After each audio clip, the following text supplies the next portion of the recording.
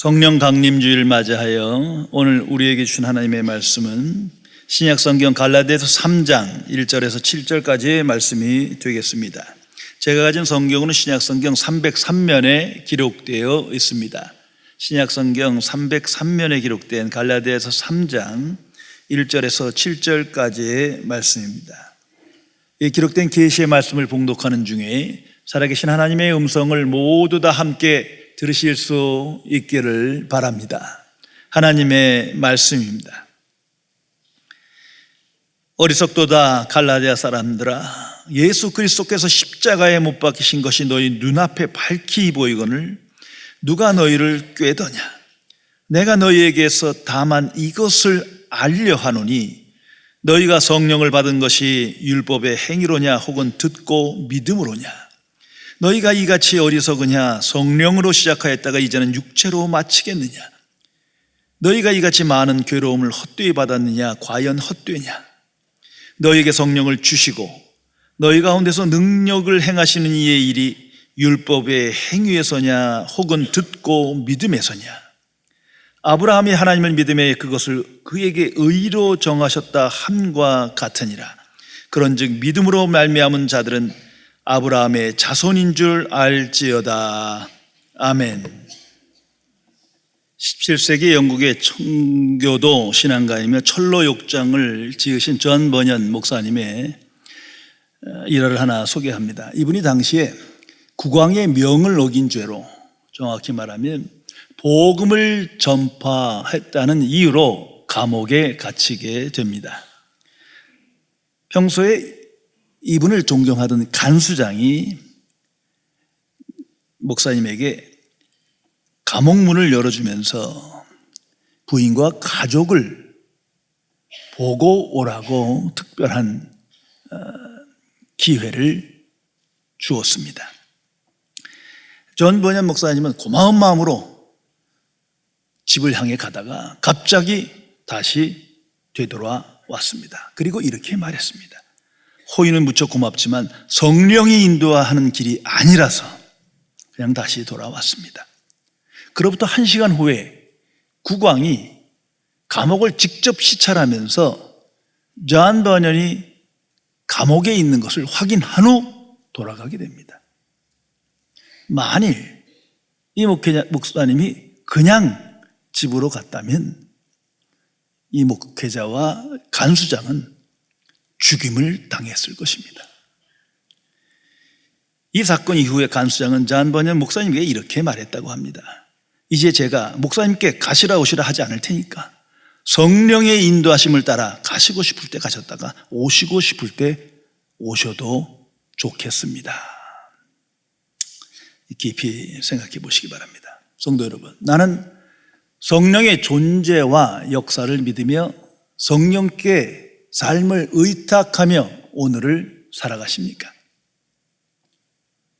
나는 성령의 사람입니까? 아닙니까?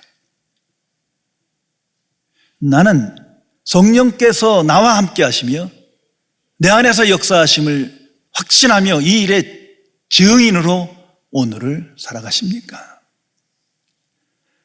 로마서 8장 9절에 명백히 선언하고 있습니다. 누구든지 그리스도의 영이 없으면 그리스도의 사람이 아니다.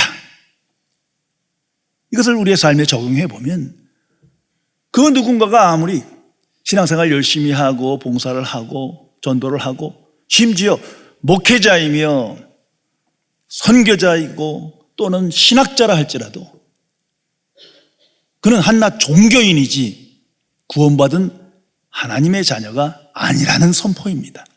이것을 기억해야 합니다. 요한복음 3장 5절에 예수님께서 말씀하십니다. 성령으로 나지 아니하면 하나님 나라에 들어갈 수 없느니라.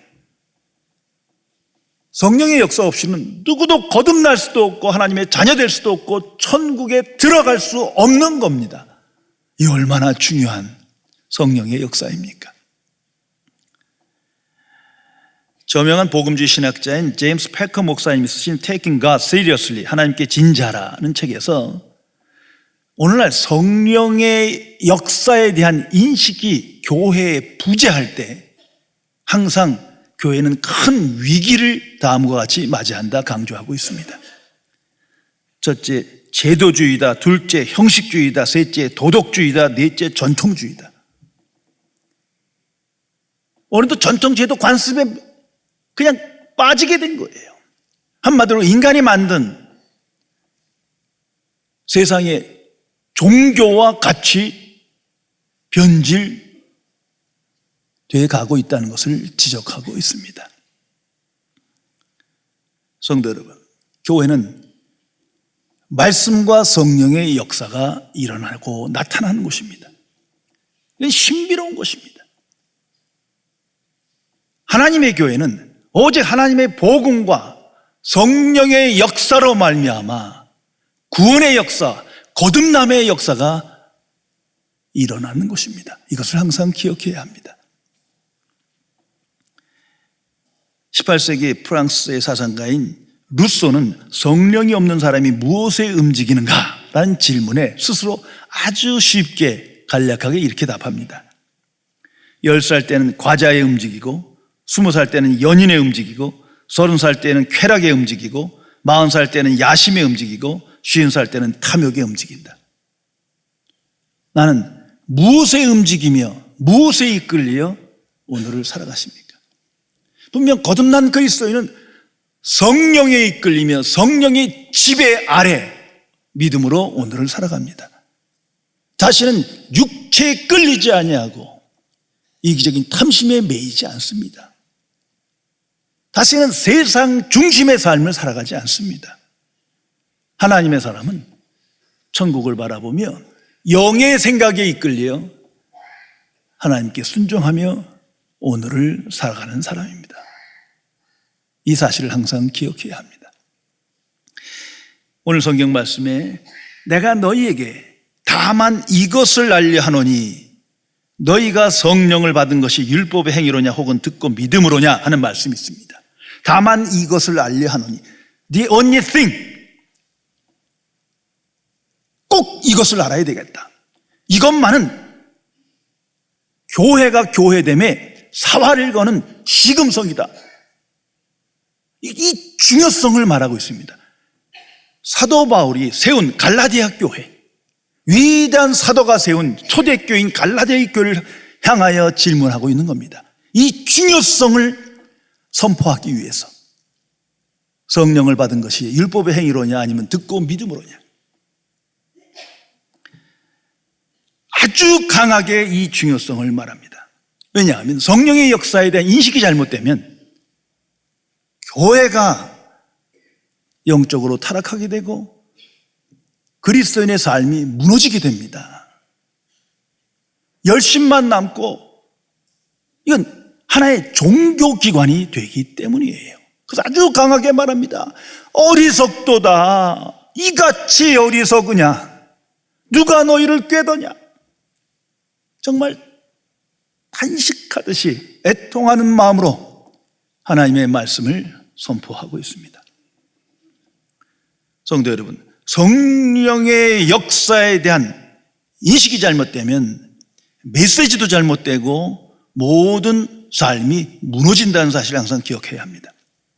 오늘날 그리스도인의 삶에 큰 위기가 여기에 있어요. 한편으로는 성령을 무척 강조합니다. 너무 강조해요. 그런데 성령 하나님의 역사에 대한 관심이 아니라 은사 받는 것, 능력 받는 것, 여기에 빠져 기복신앙에 빠진 거에 문제가 있는 거예요. 다른 한편으로는 너무 관심이 없어요. 이성적으로만 생각해요. 성령을 망각하며 신앙생활을 하고 있어요. 이 모두가 잘못된 겁니다.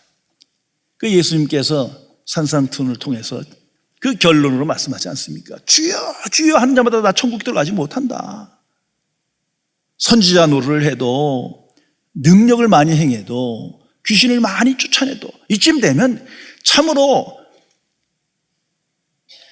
사람들이 보기엔 매우 훌륭한 열정을 가진 그리스도인이라고 칭할 만한데 너희들은 절대 하나님 나라에 못 들어간다. 천국에 들어가지 못한다 말씀하십니다. 무엇이 문제입니까? 단적으로 말씀드리면 성령의 사람이 아닌 거예요. 거듭나지 못한 거예요. 깊이 생각해야 합니다. 오늘 성경 말씀에 성령을 받는 길에 대한 명백한 하나님의 말씀이 계시되어 있습니다. 다시 말해서 성령을 받고 성령 충만해지는 유일한 길을 선포하고 있습니다. 오늘 성경은 말합니다. 너희가 성령을 받은 것이 율법의 행위로냐 혹은 듣고 믿음으로냐. 아주 역설적으로 말합니다.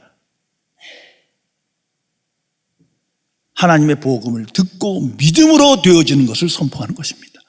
이거 유일한 길입니다.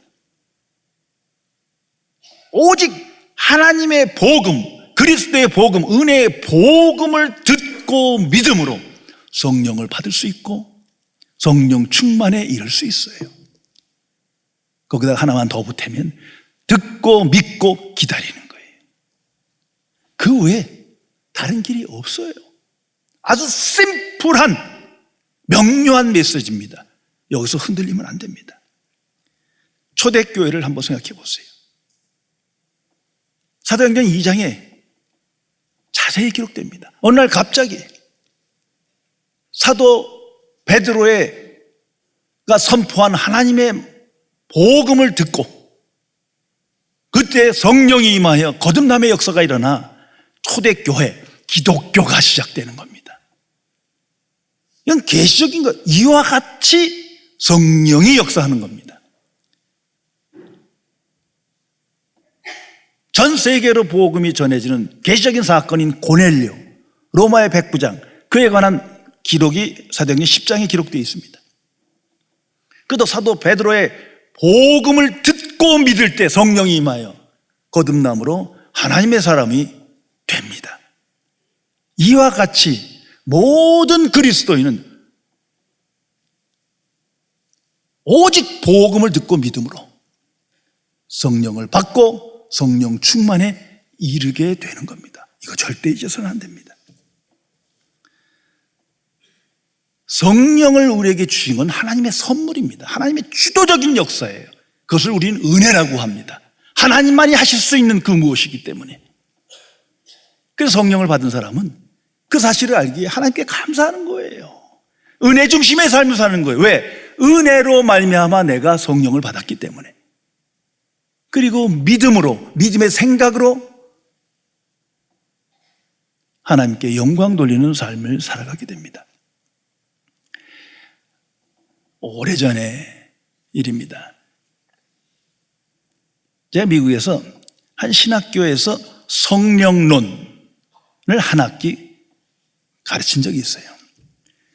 그래서 제가 알고 있는 성령론에 관한 지식을 다시 정리하기도 했지만 그 강의를 준비하기 위해 책방에 나가서 그 유명하다는 교수님과 목회자의 성령론에 관한 책을 많이 구입해서 읽어본 적이 있는데 그때 참으로 충격을 받았습니다. 왜냐하면 성령 받는 법, 성령 충만에 이르는 길, 너무나 잘못된 메시지가 많은 거예요.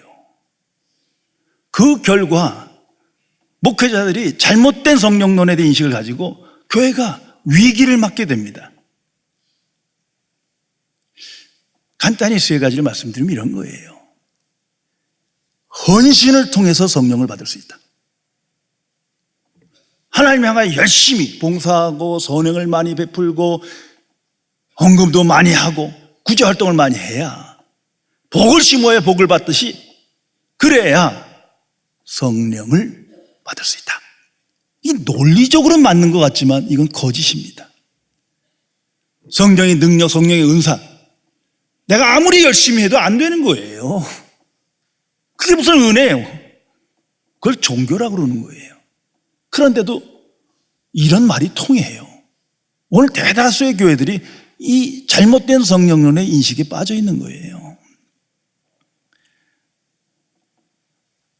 또 다른 것은 특별 집회를 통해서만 성령 받을 수 있다. 그러니까 이 특별 집회에 오면 이 시간 성령을 받을 수 있다 말하지만 내 마음대로 성령은 주도적으로 역사하십니다. 사람이 만들어 온 판에 끌려가는 게 아니에요. 그런데도 특별 금식기도 특별한 시간에 우리는 성령을 받을 수 있다. 많은 사람을 유혹합니다만 이건 성령의 역사도 아니고 기독교가 아닌데 수많은 사람이 끌려갑니다. 미혹되는 거예요. 제일 나쁜 건 이겁니다. 특별 안수 기도를 통해서 성령을 받고 성령 충만해진다. 능력을 받고 치유 역사를 받는다. 이거 말이 되는 것 같지만 이건 죄송하지만 무당이 하는 짓이에요. 이건 샤머니즘이지 성경을 문자대로 이용하는 것이지 그게 메시지가 아닙니다. 그런데 내가 어려운 일이 있고 힘든 일이 있으면 거기에 끌려가는 거예요. 이건 자기 욕심에 미혹되는 거지 잘못된 겁니다.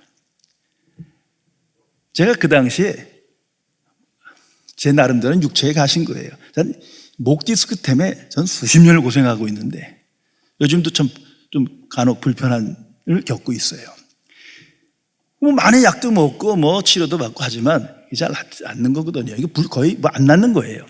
그러니까 많은 분들이 기도해 준다고, 특히 선교사님들 뭐 목회자들이 말씀하시기를 고맙다고 생각날 때마다 기도해 주시기 바랍니다 하는데 몇몇 분들은요 꼭 본인이 특별 안수를 해야 된다는 거예요. 그래야 성령이 임하시고 치유된다는 거예요. 그래서 제가 성령론에 관한 말씀을 드리면서 설명해도 못 알아들어요. 그래서 관두시다 그러면요 돌아다니면서 저 광복사는 성령을 알지 못한다고 또 공격까지 해요. 참으로 애통한 일입니다. 성도 여러분, 지금 이런 것들 모두가 행위, 인간의 행위인 거예요. 인간의 열심인 거예요. 오늘 성경은 말합니다. 율법의 행위로냐? 아니라는 거죠. 이건 머릿속으로 알아도 삶 속에서 그냥 미혹되고 끌려가는 겁니다. 이거 분별해야 합니다. 성령은 항상 하나님의 말씀과 하나님의 복음과 함께 역사하십니다. 이게 성경 전체에 나타난 사건이요 계시입니다. 하나님은 하나님 주도적으로 역사합니다. 인간이 만든 정해진 시간에 무슨 특별한 능력이 나타나 이런 거 아니에요. 오직 하나님의 복음을 듣고 믿음으로 나타나는 이게 하나님의 방식이에요. 조금도 가감해서는 안 됩니다. 듣고 믿을 때 하나님께서 선물로 성령을 주시는 겁니다. 그래서 아브라함을 예로 사용합니다. 또 제가 아브라함이 어떻게 하나님의 의의를 받았느냐? 오직 믿음이 아니냐? 이와 같이 오직 듣고 믿음으로 성령을 선물도 받고 하나님의 복을 선물로 받고 의를 선물로 받는 거지 율법의 행위가 아니다. 육체의 행위가 아니다. 아주 단언코 말하는 겁니다. 특별히 아브라함은요 하나님이 주신 율법 몇백 년 전의 인물이거든요. 율법이 뭔지도 몰라요. 그런데 아브라함을 믿음의 조상으로 복의 근원으로 그에게 하나님의 의를 주시지 않았느냐. 이거 율법과 아무 관계가 없는 거거든요. 그런 거로 성령의 역사가 이와 같다. 믿음으로 말미암은 모든 하나님의 자는 아브라함의 자손이다. 명료하게 선포하고 있습니다. 성령의 역사는 이성적 판단과 근거에서 추리할 일이 아닙니다. 이성적으로 하나님의 신비가 어떻게 이해되고 깨달아지는 겁니까? 그래서 하나님의 사람 마틴 루터는 믿음의 적에 대해서 아주 명료한 담대한 선포를 합니다. 믿음의 적 두 가지가 있는데 하나는 율법이고 하나는 이성이다. 이성적으로 추리하고 판단하면 성령 역사 믿을 수 없는 거예요. 아니 성경 전체가 믿을 수가 없는 거예요. 이건 믿음 이상의 문제예요. 믿음이 중생해야 되는 문제예요. 거기에 성령의 역사가 나타나는 것입니다. 그래서 사도 바울은 3절을 통해 이렇게 말합니다. 너희가 이같이 어리석으냐? 성령으로 시작하였다가 이제는 육체로 마치겠느냐? 이 마음을 한번 생각해 보세요. 모든 교회는 그 시작은 믿음으로 시작하는 겁니다. 은혜로 시작하고 복음으로 시작하는 거예요. 아니면 교회가 아니죠. 사도 바울이 세운 온전한 복음을 선포했고 성령 충만한 역사가 나타나서 거듭의 역사를 통해서 교회가 태동됐는데 시간이 지나면서 교회가 위기를 마련합니다. 이 잘못돼 가는 거예요. 육체로 마치겠느냐, 인간의 행위로 마치겠느냐, 전통으로, 제도로, 관습으로, 도덕주의로 끝나겠느냐, 지금 이 말입니다. 그런데 이러한 사건이 역사에 계속됩니다. 우리도 깨어있지 못하면 예수만 껴도 눈 깜짝할 새 그렇게 되는 거예요. 이렇게 성령의 인식이 잘못될 때 제일 몇 가지 두드러진 현상이 일어납니다. 먼저는 복음이 상실돼요. 복음 하는데 메시지가 없어. 십자가의 복음이 없어요. 다 내 소원이 이루고 나를 위로하고 나를 사랑하고 완전히 사람 중심의 기쁜 소식만 전해질 뿐이에요. 복음이 사라지는 거예요. 또 다른 거는 예수 그리스도는 그냥 찬송가의 가사요, 구호뿐이에요. 도무지 주인이 되질 못해. 교회의 주인이요, 나의 주인이요, 머리가 되어야 하는데 아니, 말은 그렇고 내 맘대로 해요. 인간에 의해서, 인간의 분위기에 의해서 결정되고 말아요. 그 아무리 수십만 명이 모였다 하더라도 그건 교회가 아니에요. 종교로 타락된 겁니다. 또 하나의 문제는 하나님의 은혜와 사랑이 점점 감소돼요. 대신 인간의 열심과 행위가 자리 잡고 잡아요. 도덕주의 좋죠. 그러나 도덕으로 구원받지 못해요. 그러다 보니 남을 정죄하고 평가합니다. 자기 의의가 높아져요. 어느덧 영적 교만에 빠져요. 자기 부인이라는 영적인 역사가 나타나지 않아요. 여기에 위험한 함정이 있는 겁니다. 성도 여러분, 성령을 받은 증거가 무엇입니까? 우리 항상 질문할 겁니다. 좀 더 깊이 말하면 성령 충만의 증거가 뭡니까? 나도 성령 믿었다고 확신하고 싶고 받기 싶고 받았다고 생각하고 싶은데 또 제가 그 증거가 뭐냐는 거예요. 무엇으로 내 이 주변 사람들에게 그 증거를 나타낼 수 있습니까? 성경 전체에서 보면 그 핵심은 아주 명료합니다. 먼저는 오직 예수 그리스도입니다. 예수 그리스도가 진실로 나의 구세주요 구주 되십니다. 말뿐만이 아니라 삶 전체에 오직 예수님이 나를 끌어가신단 말이에요. 이것이 성령의 역사예요. 성령 충만입니다. 교회의 주인도 되시고 나의 주인이 되십니다. 십자가에 죽으신 예수님뿐만 아니라 이분은 살아 역사하십니다. 살아계신 그리스도예요. 그분에게 온 마음과 지식이 고정됩니다. 이것이 성령 충만입니다.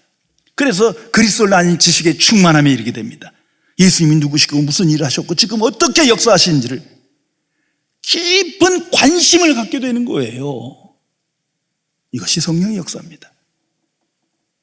그래서 예수 그리스도와 연합했다는 말이 그 말이에요. 한마디로 예수님께 미친 거예요. 예수님의 마음, 예수님의 지식, 예수님의 믿음 본받고 싶은 거예요.